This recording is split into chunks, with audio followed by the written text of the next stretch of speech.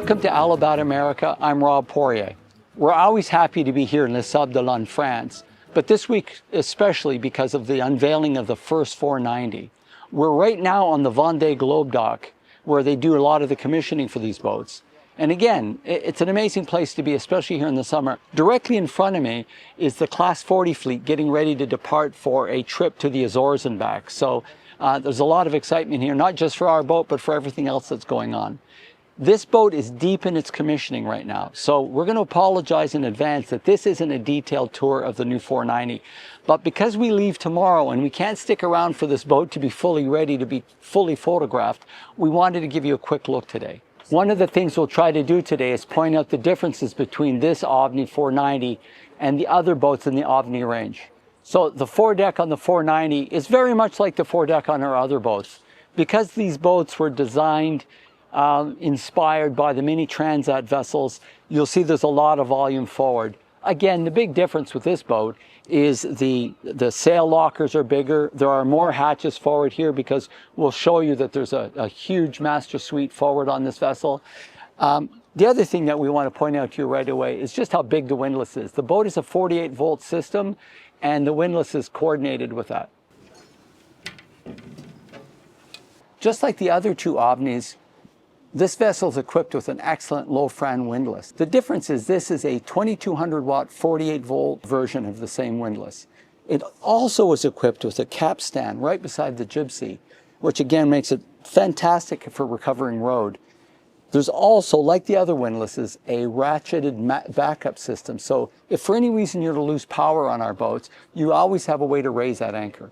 Again, the boat is still under commissioning, so the stack pack hasn't been installed yet, but you can see that the boat is equipped with a Park Avenue boom style boom, and I'm really going to make flaking a large sail like this that much easier for sure. So you can see on the boat that the granny bars here at the mast are aluminum, and aluminum stanchions and pulpits are now standard on the boat. There's still the option for stainless, but this has become our new standard normal. Lifelines are Dyneema. Aboard the 490, the line management system is very much like the other Ovni boats. Although this boat has a full enclosed pilot house, the lines all lead back to clutches and winches located right beside the companionway, just like on the other two boats. The full Ovni range is equipped with a really nice davit arch. As you can see, it has a wing as well where you can land your solar panels and antennas. So line management here in the cockpit is excellent. As you can see, we have 6 winches in the cockpit on total. But one of the things that I really like is the storage for lines, so you can keep spaghetti off the deck very easily. There are 2 main differences between the 490 and the other Ovnis, and those main differences are that the 490 has an enclosed pilot house and it's a twin engine arrangement. This is one of the real differences between the 490 and the other boats, and that is because it's a twin engine arrangement. This cavity that's created in the middle under the cockpit floor is enormous. This area actually extends all the way forward to the companionway door. And as we said earlier, it could be joined with a technical room. And of course, it's also a surface access place. The question I'm always asking people at Alubat is, are you in fact a semi-custom boatyard? They like to say no. However, if you look at this nav station, it was designed explicitly for the owner of this boat, who's quite tall. So again, the question is Alubat a semi-custom yard or not?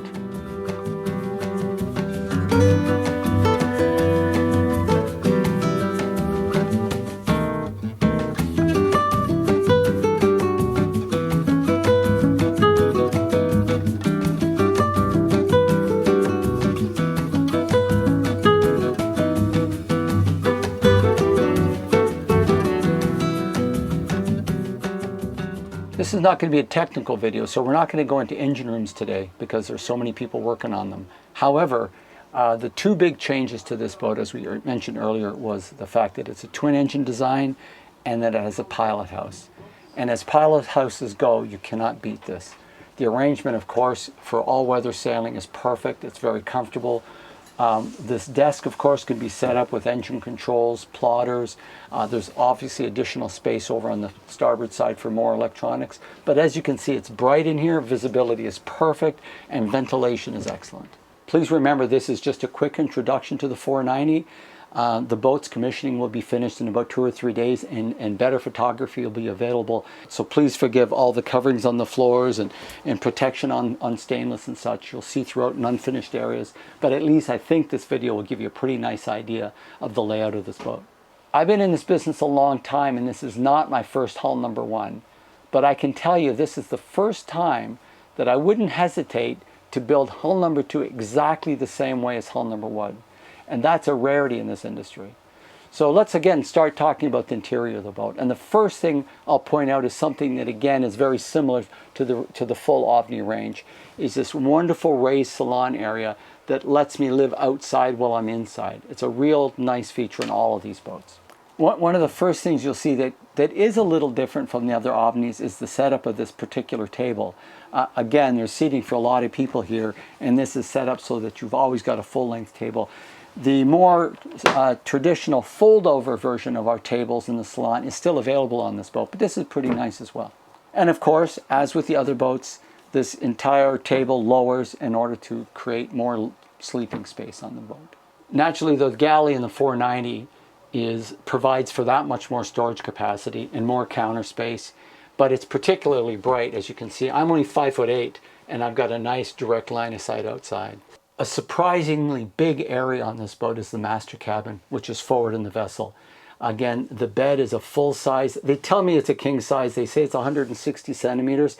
It may not be a true king, but it is certainly a little better than a standard queen. There is a sofa in this arrangement, lots of storage. Extremely bright. The first thing you realize, especially when you see how much area I've got to walk forward from here, I can walk right into the sail locker, is that with this door closed, it feels like a living area aboard. This is a rare head on a boat that has a sail locker attached to it. But the fact is that this could be rearranged in different ways, but I really love this arrangement so that you've got a large bathroom, you've got a nice big walk-in shower with a place to sit down if you choose. You'll see, of course, that there's a watertight door here that when open gives me direct access to a very large and really expansive sail locker. As much as I love the arrangement in this particular cabin, we fully understand that an awful lot of people really want an island berth. So there's already a 490 that will be built where the bed will be forward here, the washroom will be moved aft, and of course it will be a true island berth. This is the first Alubat I've been aboard that has this new floorboard system. First of all, for insulation, because the owner of this boat plans to do some serious northern climate sailing. The floorboards are all foam core for extra insulation, and it uses a key to secure those boards in place. So it's kind of a cool system. Hull number 1 is a 3-cabin boat, so we have 2 aft cabins. I was really pleased to see just how large the second head was. It actually has a complete separate walk-in shower. So the aft cabin on the starboard side is an interesting arrangement.